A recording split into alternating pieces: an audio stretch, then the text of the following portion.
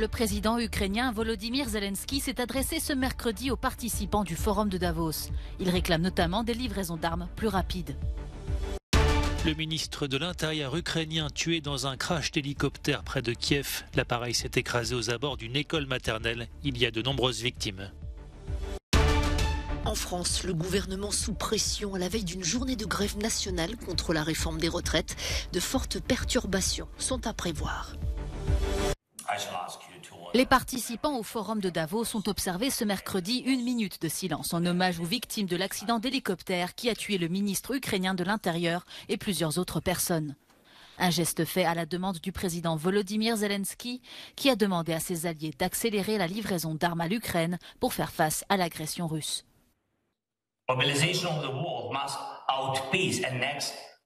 La mobilisation du monde doit dépasser la prochaine mobilisation militaire de notre ennemi commun. L'approvisionnement de l'Ukraine en système de défense aérienne doit dépasser les prochaines attaques de missiles de la Russie. L'approvisionnement en chars occidentaux doit dépasser une autre invasion de chars russes. Le rétablissement de la sécurité et de la paix en Ukraine doit être plus rapide, tout comme le rétablissement de la sécurité et de la paix dans d'autres pays.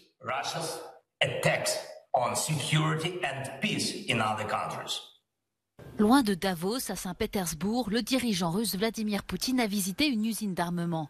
Devant un panel d'employés, il a loué l'unité, la solidarité et le courage du peuple russe, ainsi que la production de ses missiles.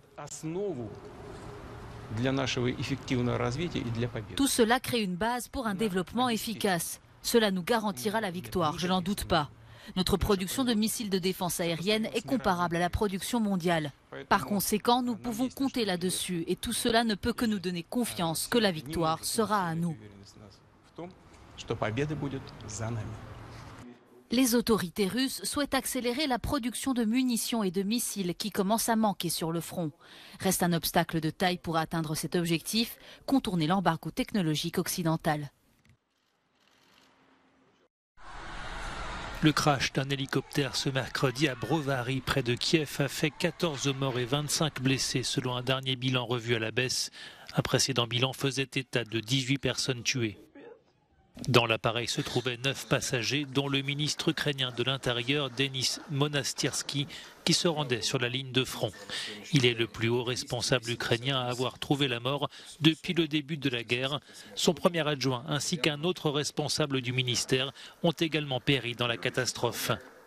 Notre peine est indicible, a déclaré le président Volodymyr Zelensky, d'autant que l'appareil s'est écrasé à proximité d'une école maternelle.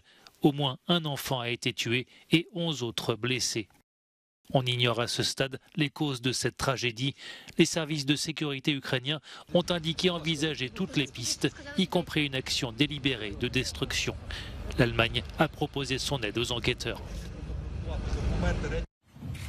Au cours de sa conférence de presse annuelle, le ministre russe des Affaires étrangères a visé ce mercredi l'Occident, responsable selon lui de la guerre en Ukraine. Moscou accuse régulièrement les pays occidentaux de vouloir détruire la Russie. Mené par Washington, il chercherait une solution finale à la question russe, a-t-il dit, une référence grossière à l'extermination des Juifs d'Europe. Ce qui se passe actuellement en Ukraine est le résultat de nombreuses années de préparation par les États-Unis et leurs alliés pour lancer une guerre hybride mondiale contre la Fédération de Russie. En fait, personne ne le cache. Tout récemment, le président croate Milanović a déclaré qu'il s'agissait de la guerre de l'OTAN contre la Russie. C'est une déclaration franche et honnête. Évoquant l'issue de la guerre, Sergueï Lavrov a exclu des négociations en l'état, en critiquant une fois de plus les pays occidentaux.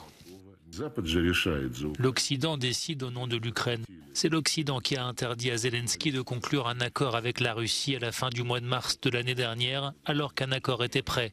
L'Occident décide donc pour l'Ukraine, sans l'Ukraine. Ce mercredi était également marqué par la commémoration de la levée du siège de Leningrad, aujourd'hui Saint-Pétersbourg. Vladimir Poutine y a martelé que Moscou affrontait un régime néo-nazi et que la victoire ne pouvait échapper à la Russie.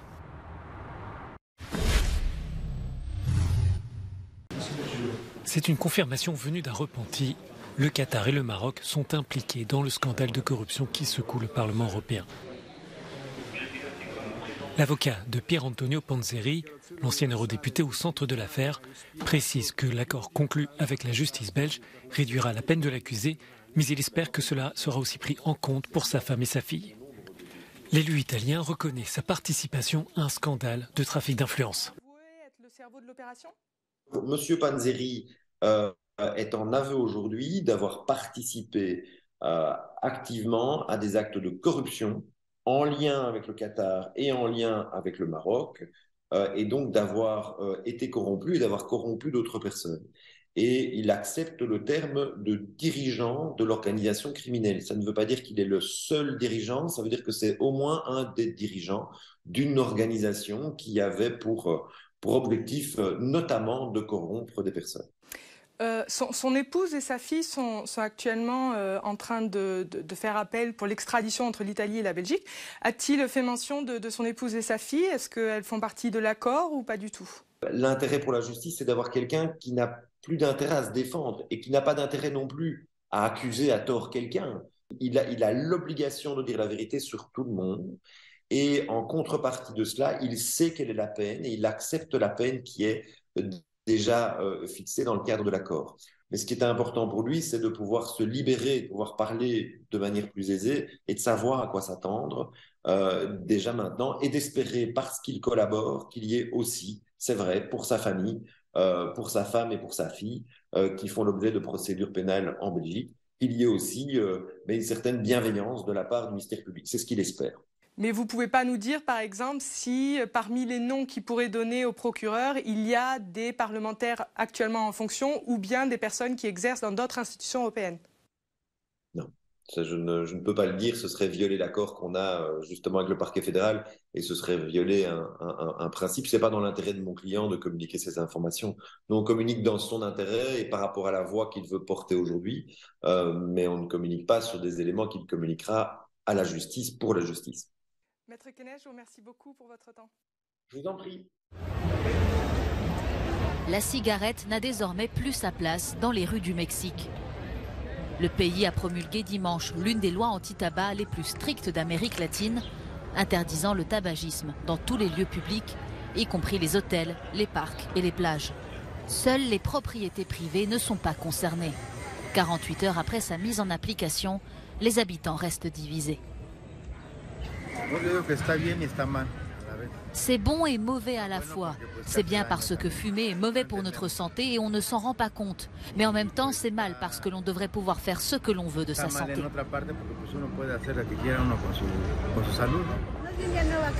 Les gens ne viennent plus boire car tout le monde fume de nos jours. Tout le monde veut fumer. Donc nos ventes vont baisser. D'autres se posent encore des questions sur la façon dont la loi sera appliquée et craignent que la police n'utilise cette mesure comme un prétexte pour réclamer des pots de vin. La mise en scène du Requiem de Mozart, qui sera proposée dès ce week-end au Grand Théâtre de Bordeaux, constituera la première production zéro achat d'une maison d'opéra d'envergure nationale en Europe. Un défi pour la production qui s'est engagée à n'acheter aucun matériel pour la réalisation des décors, costumes ou accessoires. De manière assez radicale, on a décidé de ne faire que du réemploi de matériel existant. Donc j'ai cherché dans les stocks de l'opéra ce qu'on pouvait trouver. Donc j'ai trouvé ces rideaux blancs, une boîte en miroir et les seuls éléments finalement qu'on a construits, ce sont ces cercueils. Il en va de même pour la confection des 40 et quelques costumes. Le stock de vêtements anciens du théâtre a été retouché pour le Requiem, à partir également de pièces récupérées auprès d'une friperie solidaire et de vêtements professionnels invendus. Un sens évident à cette démarche pour les couturières. Cette notion de réemploi et d'aller chercher des choses un peu partout pour les mettre sur scène, ça fait vraiment partie des métiers du costume parce que ça n'a aucun sens d'habiller les artistes avec du neuf tout le temps. Il y a de la vie avant, il y a de la vie après. Voilà, il y a des matières qu'on ne trouverait pas aujourd'hui. Donc il y avait finalement un vrai sens artistique à piocher dans ces bacs de tri. Au final, cette deuxième vie des costumes et décors est une mise en abîme du Requiem de Mozart qui laisse une possibilité d'une vie après la mort à découvrir à Bordeaux du 20 au 28 janvier.